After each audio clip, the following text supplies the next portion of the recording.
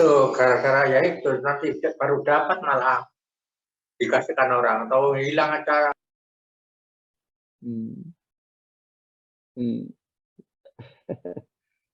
Nyarinya sulit, berikan orang gimana gitu boleh ya.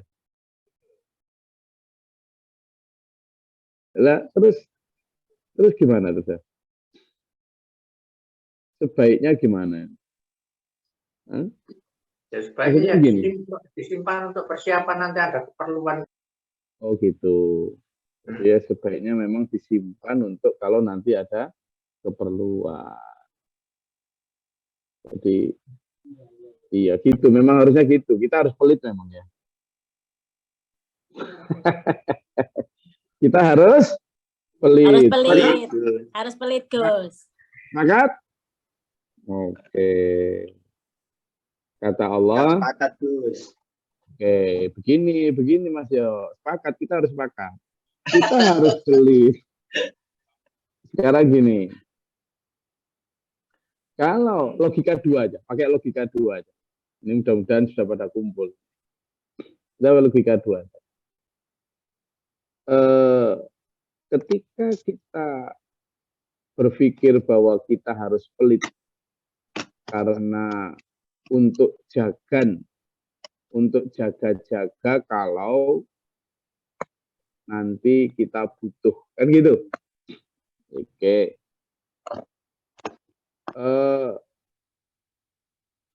Logikanya gini, pertama, ketika sampean pelit itu dengan alasan supaya nanti ada untuk kebutuhan sampean, siapa yang bisa menjamin bahwa yang sampean miliki itu cukup untuk kebutuhan sampean?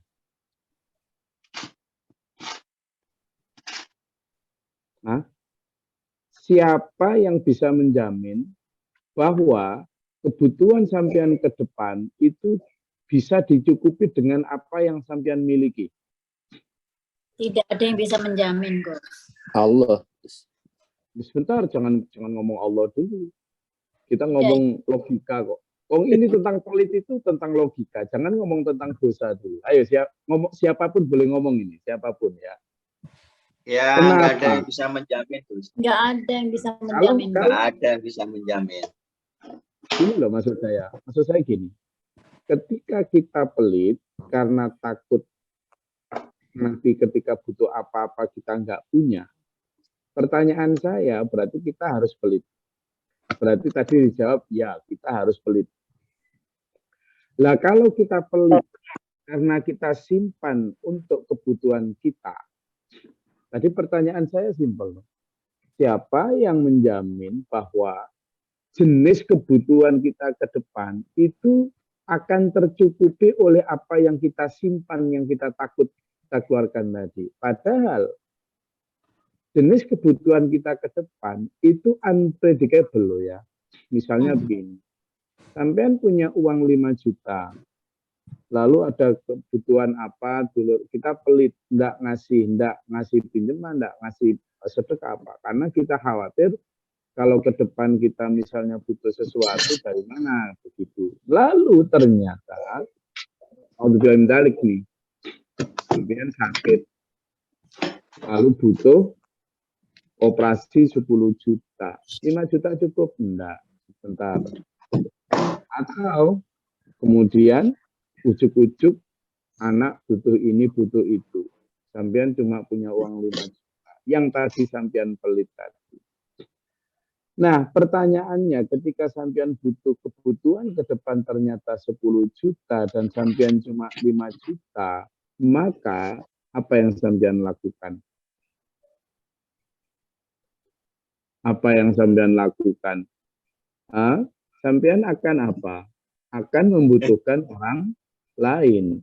Padahal kita sudah sepakat, orang lain pun kita ajak sepakat untuk pelit. Maka orang lain pun berhak pelit. Apa yang sampean lakukan? Semua orang sudah bersepakat pelit kok. Ayo nyahok lo. Nyahok lo. Nyahok lo. Kita itu ketika sudah bersepakat pelit, itu kita nggak logis gitu. Nggak logis. Karena kita nggak tahu kebutuhan kita ke depan itu seberapa. Dan ketika kita sudah sama-sama bersepakat pelit dan kita membenarkan perilaku pelit itu sebagai sebuah kewajaran, maka jangan salahkan. Kita sudah membenarkan loh ya. Maka jangan salahkan ketika kita sangat butuh orang lain juga pelit. Orang lain juga berhak pelit seperti kita. Oh, kita juga membenarkan pelit yang kita lakukan kok. Itu. Kalau kemudian kita luaskan, pelit itu tidak hanya tentang harta, tapi pelit juga tentang ilmu, tentang skill. Oke, ente punya duit yang Anda pelit sekali tadi. Lalu kemudian sampean sakit. Tapi seluruh dokter, karena saking pelitnya sampean, maka seluruh dokter pelit untuk memberikan layanan ke sampean. Ilmunya ndak mau untuk ngobati sampean. Meskipun sampean punya duit. Nyahok loh. Tuh. Gitu. Atau sampean punya duit. Karena pelit. Terus kemudian sampean suatu saat bukan persoalan ekonomi. Tapi punya persoalan keluarga. Punya persoalan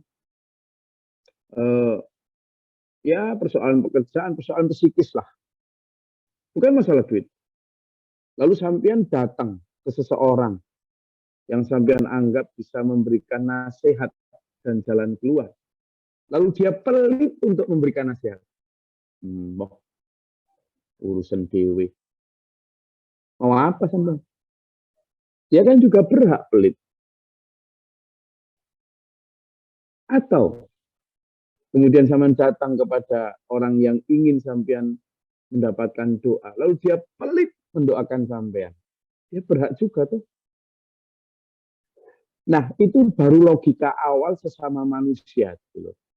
Bahwa kita ketika membenarkan perilaku pelit kita, maka jangan salahkan orang yang juga akan berperilaku pelit terhadap kita.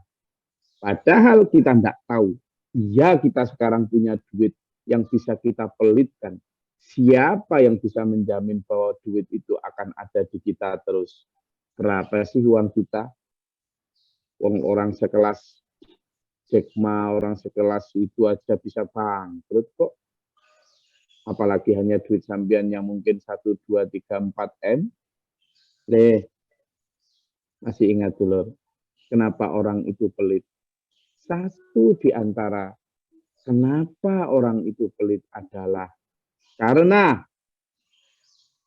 merasa bahwa hartanya itu akan membuat dia kekal. Yahsabu anna malahu akhlada. Yahsabu dia mengira anna sesungguhnya malahu hartanya itu akhlada akan membuat dia kekal, jadi pelit lah.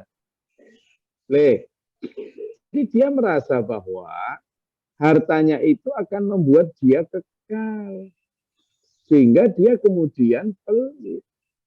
Seolah-olah dia akan ditunggui dan menunggui. Saya ulangi, dia akan ditunggui dan menunggui harta itu selamanya. Padahal logikanya someday dia akan ditinggal harta itu. Entah karena bangkrut, kebakar, dicuri orang, atau habis untuk berobat. Atau dia juga akan meninggalkan harta itu. Karena dia mati. Nah ini yang tidak pernah disadari manusia. Padahal fakta. Fakta itu.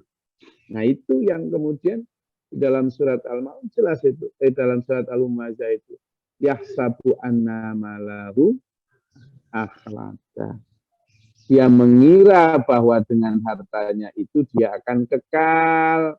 Makanya dia hidupnya itu apa coba? Allazi jama'a malau wa ahdadah. Apa? Allazi orang yang jama'a mengumpulkan apa? harta, wa adadahu dan menghitung-hitungnya. Coba dibaca di dalam surat Al-Humazah.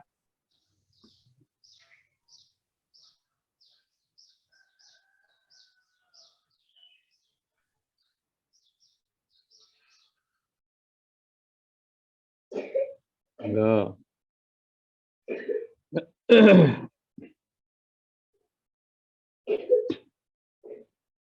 Sudah kepanggil? Karena jelas. Ya, toh? Jelas. A'udzubillahi minasyaitonirrajim. Wailul likulli humazatil lumazah. Wailun cilaka likulli untuk tiap-tiap orang yang humazatil lumazah, suka mencela dan mencaci. Lalu siapa orang itu biasanya? Itu tadi. Alladzi, yaitu orang yang jama'a malau. Ya, jama'a malan. Apa? Jama'a mengumpulkan malan harta, wa adadahu dan mengumpul-kumpulkannya, menghitung-hitungnya. Kenapa kok menghitungnya? Karena yahsabu anna malu akhlaka, karena dia mengira bahwa hartanya itu akan mengekalkannya. Yahsabu anna malahu akhlaka. Nah itu dulu. Nah kembali ke sini. Jadi wa amma man bakhila tadi itu logikanya tidak nyambung kalau manusia pelit itu, karena dia juga pasti suatu saat akan butuh orang. Itu logika pertama, nggak nyambungnya, nggak cocok. Yang kedua, logika manusia nggak cocok. Nah, kalau kita itu bakhil, pelit sama sesama, kalau kemudian Allah juga pelit sama sampean dan saya, mau apa sampean? Ini logika kedua. Kita ini sebagai orang yang beriman percaya bahwa rezeki kita ini dari Allah. Rezeki itu bukan hanya harta. Lalu kalau kemudian Allah menyempitkan rezeki itu untuk saya dan sampean, terus ya apa? Kiamat, Gus. Kita kan pelit sama orang, kita pelit sama orang. Lalu kita juga berharap Allah tidak pelit sama kita. Loh ya apa? Nggak, gimana? Oh, kita selalu berharap, ya Allah lapangkanlah rezeki untukku, ya Allah turunkanlah rezeki sebanyak-banyaknya untukku. Ya mirip korun lah, sebanyak-banyaknya. Tapi kalau ada orang lain, Pak majukan, berikan aku rezeki, gitu. Ya balik tuh, kasih aku duit. Oh, aku dewe masih butuh kok. Loh ya apa? Tadi katanya Allah disuruh selapang-lapangnya untuk kita. Lah kita kepada yang lain nggak mau lapang. Ini seenak dewe. Lah ini yang nggak logis juga. Masalahnya kalau kemudian Allah kan sudah berfirman dalam beberapa ayat itu bahwa Allah itu yaqdiru mayyasha. Allah itu apa? Bisa menyempitkan harta itu kepada siapapun yang dikehendaki. Dan juga Allah itu melapangkan terhadap siapapun yang dikehendaki. Gitu. Nah kalau kemudian jelas itu perintahnya Allah. Ahsin kama ahsanallahu ilaika. Kamu itu berbuat baiklah kepada sesama seperti Allah berbuat baik kepada kamu. Ka ahsin kama ahsanallahu ilaika. Jelas itu. Coba dibuka dalam Quran surat Al-Qasas ayat 77. Ayo, Allah.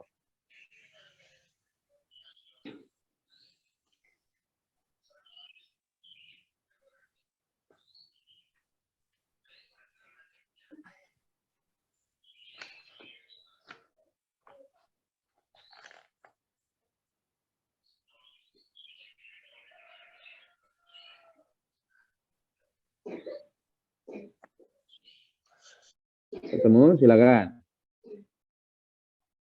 Dibaca.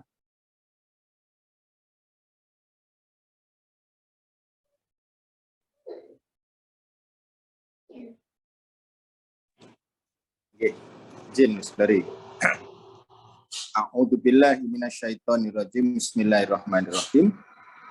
Dan carilah pahala negeri akhirat dengan apa yang telah dianugerahkan Allah kepadamu. Tetapi janganlah kamu lupakan bagianmu di dunia dan berbuat baiklah kepada orang lain sebagaimana Allah telah berbuat baik kepadamu. Dan janganlah kamu berbuat kerusakan di bumi. Sungguh Allah tidak menyukai orang yang berbuat kerusakan. Shadaqallahul adzim. Nah, jadi perintahnya Allah jelas. Kamu kalau mau dilapangkan rezekimu, kalau kamu mau dibaikin sama Allah, ya kamu berbuat baiklah sama sesamamu, sebagaimana Allah berbuat baik kepada kamu, kan gitu itu. Begitu.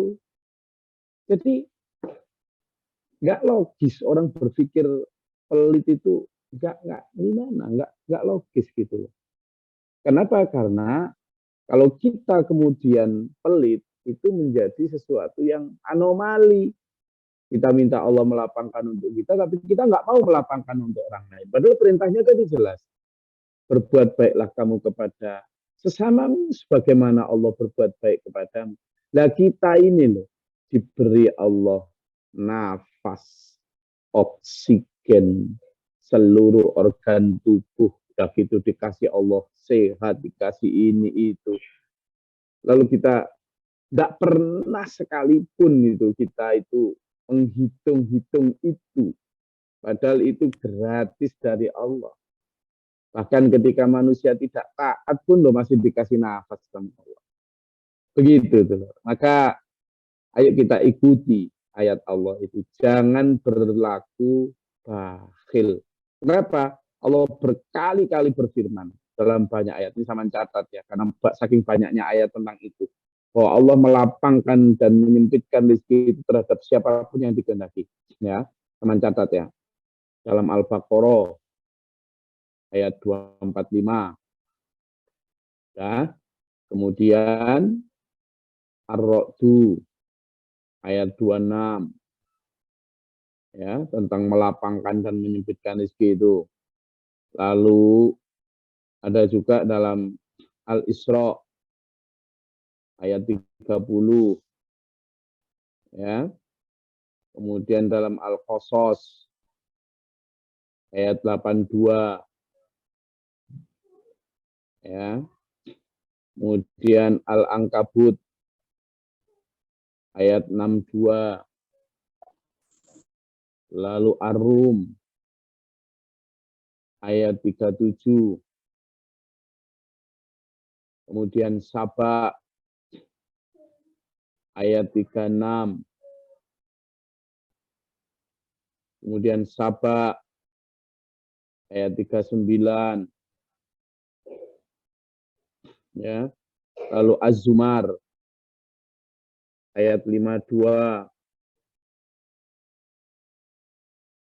Lalu Asy-Syura ayat 12. Itu semua tentang betapa Allah melapangkan dan menyempitkan rezeki itu, ya. Makanya ayo kembali kepada fitrah kita sebagai manusia bahwa sesungguhnya itu. Kenapa? Karena yang selanjutnya dulu, selain bakhil, perilaku yang perlu kita hindari di sini ada wastagna, dan dia merasa tidak butuh Allah. Wah, merasa tidak butuh Allah. Nah, ini coba. Kira-kira kenapa manusia tidak butuh Allah? Kenapa? Dia bakhil dan seolah tidak butuh Allah. Kenapa?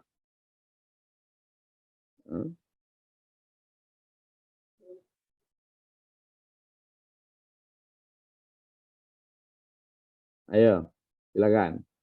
Kenapa manusia tidak butuh Allah? karena belum yakin tentang kuasa Allah, Bos. Selain itu, Dikira rezekinya ya cari sendiri, Ustaz. Bukan dari Allah. dikira rezekinya karena dia cari sendiri. Coba Pak Saiful dibuka tadi.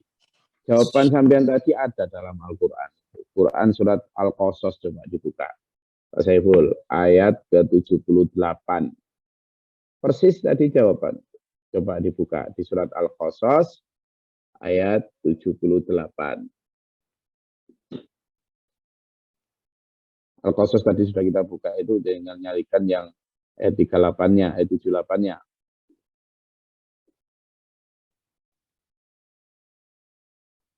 Nah, ketemu? Bismillahirrahmanirrahim. Al-Qasas 78. Dia Korun berkata, sesungguhnya aku diberi harta itu semata-mata karena ilmu yang ada padaku. Tidaklah dia tahu bahwa Allah telah membinasakan umat-umat sebelumnya yang lebih kuat daripadanya dan lebih banyak mengumpulkan harta, dan orang-orang yang berdosa itu tidak perlu ditanya tentang dosa-dosa mereka. Jadi kenapa Korun sampai mendustakan? Kenapa Korun diperintah Nabi Musa untuk bayar zakat nggak mau? Kenapa? Karena dia merasa bahwa loh ini loh hasilku sendiri. Ya kayak tadi misalnya, aku susah-susah nyari, susah-susah begitu kok diberikan orang, diberikan sampean ya. Kalau nyari tadi itu, kalau di tengah jalan sama dikasih asam urat, iya toh?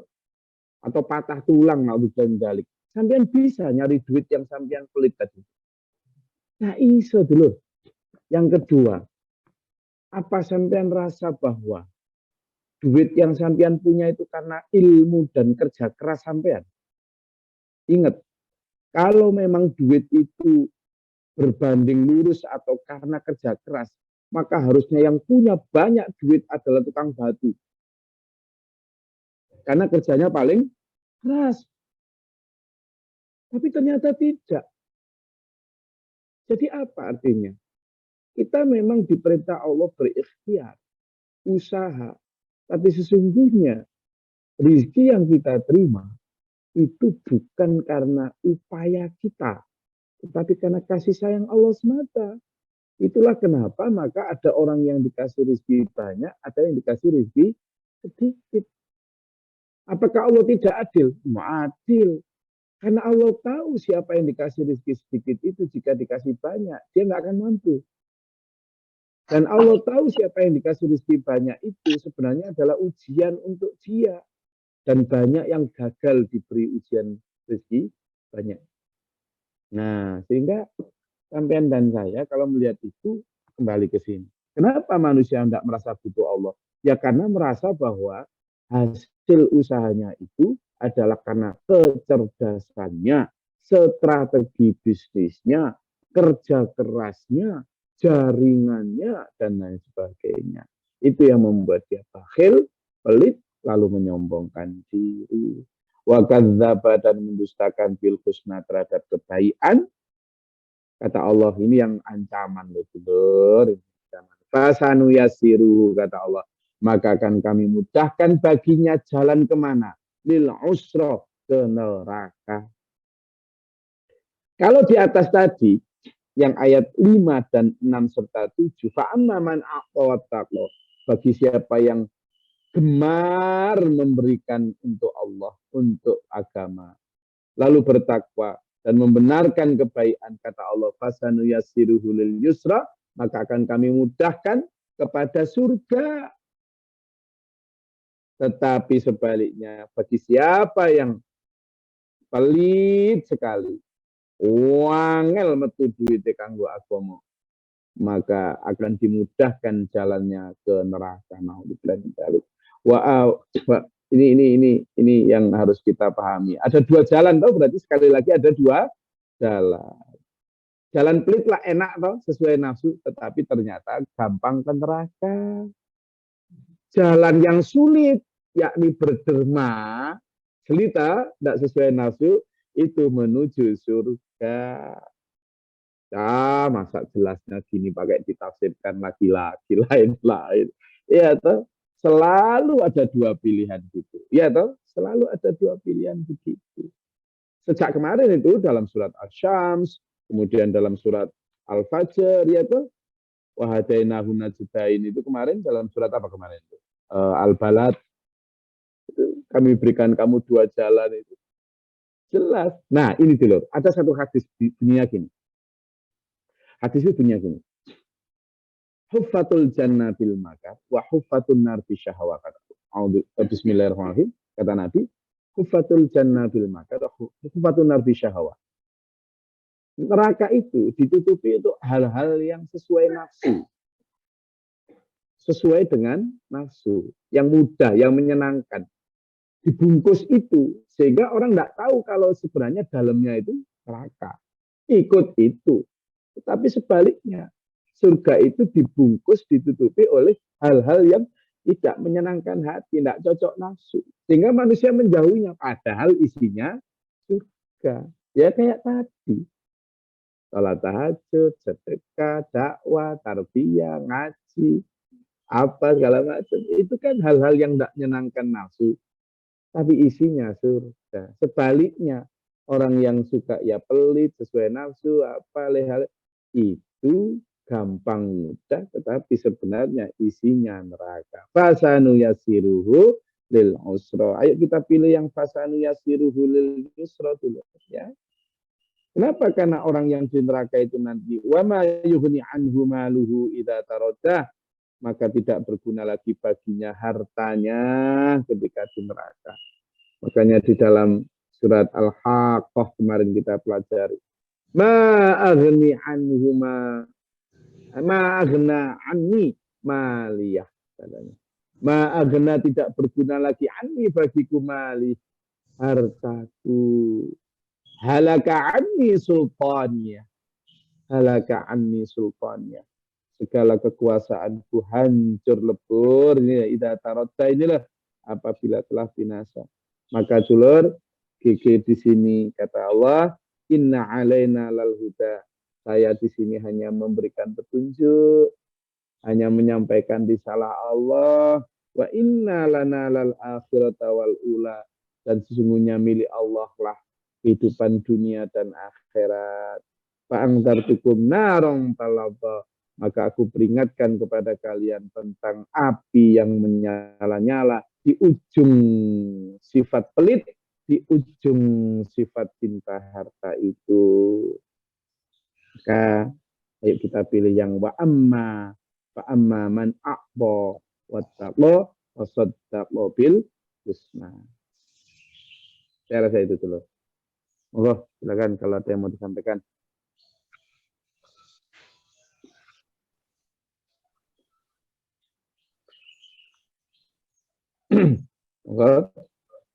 Apa delek-delek ya? Delek-delek ya. Loh, saya nyampaikan berdasarkan apa? Saya tidak berdasarkan kitab primbon, mujarobat atau gadolucu, enggak ya. Saya nyampaikan semuanya berdasarkan ayat Allah. Sampean juga tak ajak berpikir logis.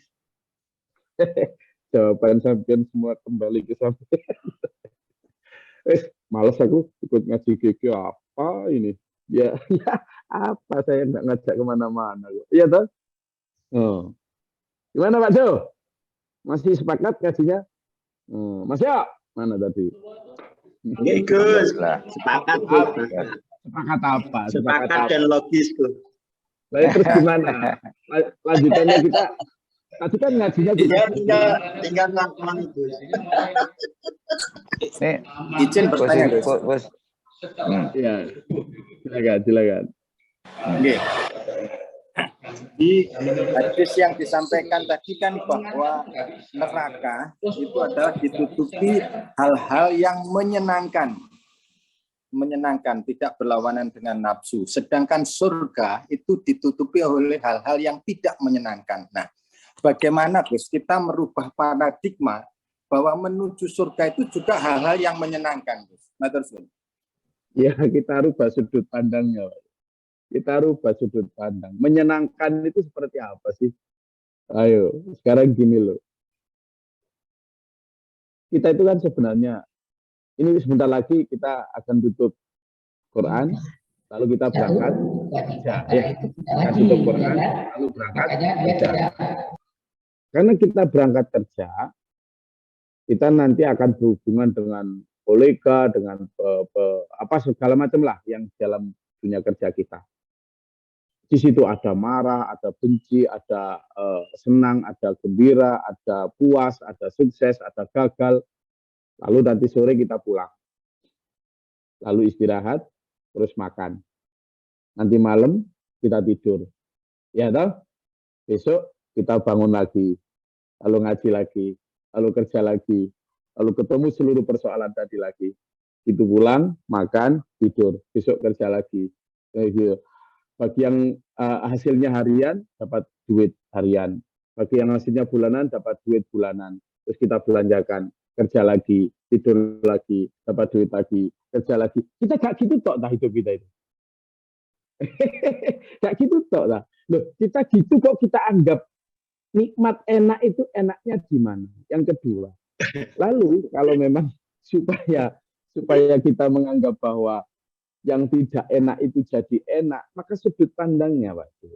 Sudut pandangnya adalah kalau kita itu seperti yang difirmankan Allah bahwa hanya dengan ala bidzikrillahi tatmainnul qulub, hanya dengan ingat Allah, zikir kepada Allah, itulah apa?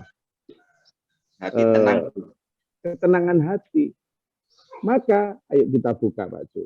Cara sudut pandang yang jelas itu ada dalam surat Al-Isra, Al-Kahfi, surat Al-Kahfi, Pak Ju. Kita akhiri kajian kita dengan surat Al-Kahfi. Nanti besok kita jalan lagi. Di surat Al-Kahfi itu dijelaskan bahwa coba dibuka surat Al-Kahfi itu juz ke berapa itu? Surat 18, Gus. Ya, coba. Coba dibuka di surat Al-Kahfi, Pak Zul, yang ayat ke-46, itu. Coba dibuka. A'udzubillahi minasyaitonirrajim. Bismillahirrahmanirrahim. Harta dan anak-anak adalah perhiasan kehidupan dunia. Tetapi amal kebajikan yang terus-menerus adalah lebih baik pahalanya di sisi Tuhanmu, serta lebih baik untuk menjadi harapan. Shadaqallahul adzim. Coba kalimat itu Allah memberi dua perbandingan. Yang selama ini kita anggap enak, kita anggap nyaman, itu kan yang sesuai nafsu. Harta, anak-anak, dan perhiasan kehidupan dunia itu. Tetapi amal kebajikan yang tadi kita anggap menutupi surga yang tidak enak tadi, itu padahal di sisi Allah lebih baik pahalanya. Dan yang penting ini, yang kedua, Allah berfirman itu lebih baik untuk dijadikan harapan. Harapan itu apa sih? Obsesi. Kalau amalah pakai ain itu perbuatan, tapi kalau amalah pakai hamzah atau alif itu namanya harapan, target, obsesi, cita-cita. Nah, berarti kita diminta Allah untuk merubah sudut pandang tadi itu. Penuhilah harapanmu itu dengan amal kebajikan, bukan dengan perhiasan dunia. Itu sudut pandangnya. Nanti kalau kita sudah pada titik itu, insya Allah bisa menjadikan rasa nenek burung tahajud itu tidak enak. Rasa nenek burung sedekah itu ganjel. Rasa nenek gak berdakwah itu kayak hidup ini sia-sia. Rasa nenek gak ngaji tarbiyah, kita itu ada yang hampa. Loh, gitu loh. Jadi rasa itu yang harus kita bangun. Kita tetap bekerja. Apapun profesi sampean halalan thayyibah, saya doakan agar lancar rezekinya, ya. Saya tetap doakan dulu diberi kesehatan jasmani rohani, diberikan rezeki yang halalan thayyibah yang lancar. Amin. Sisi yang lain saya bisa memakai ini. Gitu. Maka bagaimana agar bisa itu? Gimana biar bisa itu? Coba dibaca di ayat yang 28 itu. Surat Al-Kahfi juga. Di surat Al-Kahfi juga. Jawabannya ada di Quran semua. Pertanyaan kita itu. Mungkin selain Pak Jus, siapa yang mau baca di surat Al-Kahfi juga. Masya itu. Surat Al-Kahfi juga. Ayat yang ke-28. Saya ketemu. Al-Kahfi, tetap Al-Kahfi. Biar kita bisa. Ayo. Sudah ketemu? Izin Gus. Silakan. Bismillahirrahmanirrahim. Dan bersabarlah engkau Muhammad bersama orang yang menyeru Tuhannya pada pagi dan senja hari dengan mengharap keridhoannya. Dan jangan kedua matamu berpaling dari mereka karena mengharapkan perhiasan kehidupan dunia. Dan janganlah engkau mengikuti orang yang hatinya telah kami lalaikan dari mengingat kami, serta menuruti keinginannya dan keadaannya sudah melewati batas. Jadi sampean itu disuruh sabar bareng orang-orang yang mungkin secara duniawi tampak tidak wow. Kamu jangan berpaling dari orang yang tidak wow itu hanya karena apa? Hanya karena matamu mengharapkan perhiasan dunia yang wow. Itu loh. Kenapa? Karena kamu akan mengikuti orang yang sudah lalai itu. Gitu loh. Jadi sampean itu disuruh ikut GG yang enggak wow. Disuruh, ya toh, disuruh satu jamaah sama orang-orang yang enggak wow ini. Ya toh, makanya Pak Majukan kemarin kan ada pertanyaan dari Kalimantan Barat. Gimana Gus? Saya ini ada suara, gowo tapi melarat, kan gitu. Jadi kita disuruh sabar bareng Pak Majukan yang nggak punya duit ini. Ya Pak Majukan. Pak Majikan di Kalimantan. Nah, iya. Kan persis loh. Kamu itu Muhammad kata Allah disuruh bersabar sama orang-orang yang selalu berdoa kepada Tuhan, berbuat kebajikan. Ini artinya kita disuruh berjamaah, berkelompok, bersama, sabar dengan orang-orang yang tidak terlalu wow, bling-bling. Itu. Jadi tetap bekerja keras, tetap semangat, aktif. Itu tadi. Terus ya. Jadi kita diberi perbandingan di ayat yang ke-42 tadi, atau 46 tadi. Lalu gimana caranya biar kita itu? Pak Jody jawab di ayat ke-28. Saya rasa itu kajian kita pada pagi hari ini. Masih Gus. Kita selalu dalam surat Al-Mustaqim. Amin. Allahumma sholli wa sallim barik. Allahumma fil mu'minin. Amin. Allahumma qina fi man hadayta wa afina fi man tawallayta wa barik lana fi ma syarra ma qadaita. Amin. Taufiq wa atubu ilaik. Amin. Allahumma da'fana al-bala wal waba wa hasbuna. Amin. Amin. Rabbana la taj'alna fil qawmi zalimin. Amin. Amin. Mana mana faktubna ma syahidina wa la tujibna. Amin. Rabbi a'udzubika min hamazati syaitan wa a'udzubika rabbi. Amin. Warina wa nasbana tubana. Amin. Amin. Amin. Allahumma ta'ala da bab as-sama bi rahmatika wa ma anzil 'alaina. Amin. Amin. Wa afrigh lana sabra wa tawfana muslimin wa nakhlaq wa asfana bil zatan nasifun. Wassalamu alaikum rabbil alamin. Assalamualaikum warahmatullahi wabarakatuh. Waalaikumsalam warahmatullahi wabarakatuh. Thank you Gus. Atur. Terima kasih.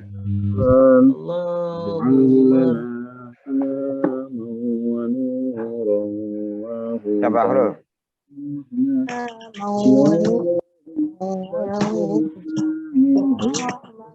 Atur.